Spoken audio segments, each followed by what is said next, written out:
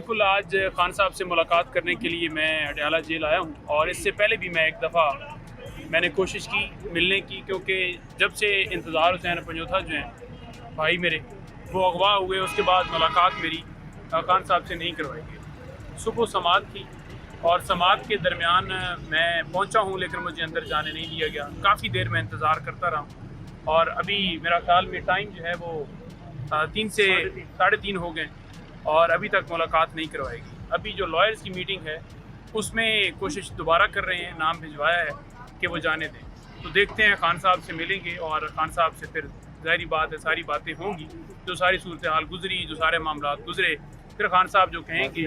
آپ کو یاد ہوگا کہ میں ہمیشہ کہتا رہا ہوں یہاں پہ کھڑے ہو کے کہ بے شک کرنل صاحب راستہ روک بھی دینا ہمارا اندر جانے کا، جو خان کا پیغام ہے نا وہ منوان آئے گا، اور انشاءاللہ آج بھی اگر ملاقات کراتے ہیں تو پھر ہم کسی کرنل سے ڈرتے نہیں ہیں۔ باقی روپوش مجبوری میں ہونا پڑتا ہے، کیونکہ جب اغوا کیا جاتا ہے ساری صورتحال آپ کے سامنے ہے، کیسز، مقدمات، قانون نہیں ہے، کیونکہ اگر ججز سٹینڈ لیں، انصاف دیں، تو پھر کوئی بھی ایسا معاملہ جو ہے اس پہ کوئی بھی ایسا معاملہ پیش نہ ہے کہ آپ کو روپوش ہونا پڑے، غائب ہونا پڑے، پہاڑوں پر جانا پڑے یا کسی اور جگہ جانا پڑے، تو اسی وجہ سے جانا پڑتا ہے۔ ادروائز اگر تھوڑا سا بھی یہاں پر قانون ہوتا تو کوئی بھی ایسا کام نہ کرتا۔ تو انشاءاللہ تعالی ملاقات ہوتی ہے تو پھر آپ کو سارا حوالہ بتایا جائے گا۔ اچھا نہیں پنجو صاحب یہ بتائیے گا، کافی ٹائم آپ روپوش ہونے کے بعد آج کافی دنوں بعد منظر عام پر ہیں، بلکہ منظر عام پر تو آپ تھے، سوشل میڈیا پہ آپ کو دیکھ رہے تھے، لیکن اڈیالہ میں آپ کی حاضری ممکن نہیں تھی۔ کس وجہ سے روپوش ہونا پڑا؟ کیا جو ہے آپ کو ایشوز تھے؟ تھوڑا سا بتائیے گا، اور اب کیسز آپ کے کہاں تک پہنچے ہیں؟ دیکھیے کیسز جو ہے نا وہ کوئی 11-12 کیسز جو ہے انہوں نے بنا دی میرے اوپر، جس میں دہشت گردی، جس میں ڈکیتی، اقدام قتل، یعنی 324، بغاوت، سازش، پولیس پر حملہ، کوئی ایسی دفعہ نہیں ہے جو کہ انہوں نے شامل نہیں کی، لیکن اس کے باوجود ہم اپنے موقع پر قائم ہیں۔ ہمیشہ آواز دبانے کے لیے راستے بھی روکے جاتے ہیں، اٹھایا بھی جاتا ہے، سارا کچھ کیا جاتا ہے، لیکن ایسے آواز نہیں دبتی۔ آپ ایک بندے کو اٹھا لیں گے، آپ دوسرے کو اٹھا لیں گے، آپ تیسرے کو اٹھا لیں گے، آپ چوتھے کو اٹھا لیں گے، آپ کب تک اٹھاتے رہیں گے؟ آپ کب تک اٹھاتے رہیں؟ آپ اٹھاتے رہیں۔ کیا آپ ایسا سمجھتے ہیں کہ ایسے ہماری آواز بند ہو جائے گی؟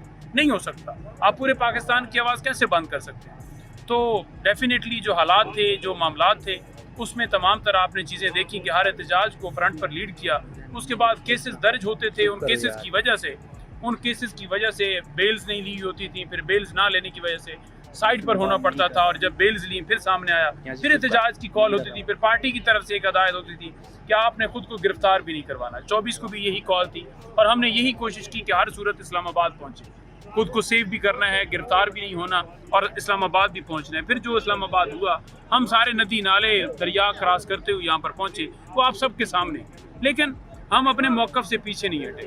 ہمیں یہ کیسز نہ جھکا سکے ہیں، نہ یہ ڈرانا، نہ یہ اغوا کرنا، یا نہ دھمکانا۔ انتظار بھائی اس وقت جو ہے وہ عمرہ کی سعادت کے لیے جو ہے وہ سعودی عرب میں موجود ہیں، اور انشاءاللہ تعالیٰ کچھ دنوں میں وہ بھی آ رہے ہیں۔ اللہ تعالیٰ کرم کرے گا۔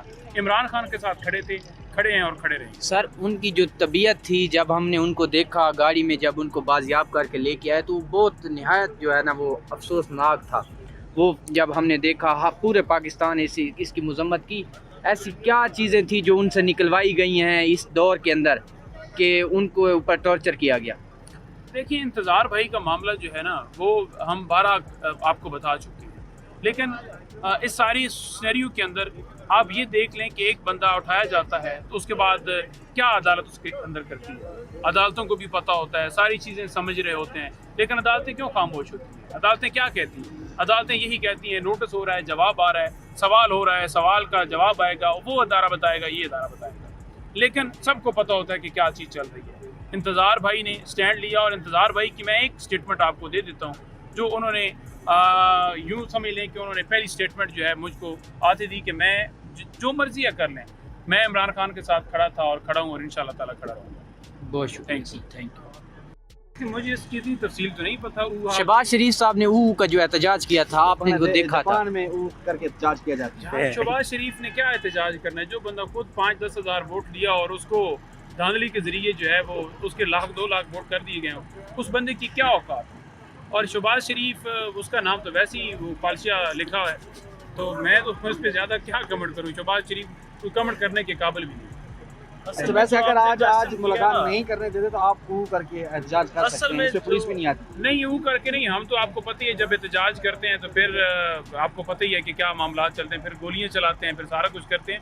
ये ऊ वाले एहतजाज जो है ना मरियम करे या उसका वालिद करे या चाचा करे, हम तो कोई नहीं ये करने ये वाले। पाकिस्तान तहरीक इंसाफ के लोग हैं, ये ऊ वाले एहतजाज नहीं करते। लेकिन है और जरूर कहने आके इन्हें दी ऊ आ कर देवांगे इनकी ऊ निकल गई है, सबको पता चल गया है। और हम जो एहतजाज करने के लिए निकले थे और लोगों ने अपनी जानें भी कुर्बान की, लोगों ने अपने बच्चे शहीद करवा लिए इस कानून व आइन के लिए, आइन की बालादस्ती के लिए।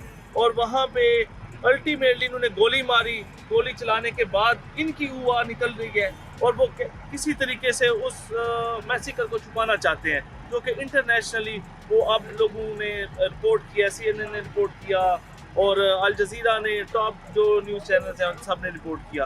तो ये इंशाल्लाह ताला इनकी जो ऊ है ना अब की सारी ज़िंदगी चलती रहेगी। हमारे एहतजाज पाकिस्तान की बका के लिए डंके की चोट पे होंगे और डी चौक में होंगे इंशाल्लाह ताला। आपको वोट भी कास्ट नहीं करने दिया गया, जो बार इलेक्शन हुआ आपके गार्ड को भी अगवा कर दिया गया, उनसे ले गए, क्या मामला पेश हुआ सियालकोट बार में आपके साथ? असल में खान साहब के साथ डट के खड़े हैं और जब तक इंशाल्लाह ताला ज़िंदगी बाकी है खान के साथ इसी तरह जुर्रत और बहादुरी से खड़े रहेंगे।